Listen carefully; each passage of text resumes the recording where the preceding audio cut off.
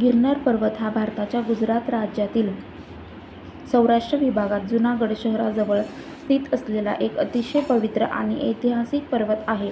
1117 metre (3672 फूट) उंच असलेला हा पर्वत हिंदू आणि जैन धर्मासाठी महत्त्वाचे तीर्थक्षेत्र आहे. येथे भगवान दत्तात्रेयांचे स्थान असून त्यांनी येथे 12 वर्षे तपश्चर्या केली होती असे मानले जाते. पर्वताच्या शिखरावर जाण्यासाठी सुमारे 10,000 पायऱ्यांची खडतर चढण चढावी लागते. दरवर्षी कार्तिकी पौर्णिमेला येथे प्रसिद्ध गिरनार परिक्रमा आयोजित केली जाते.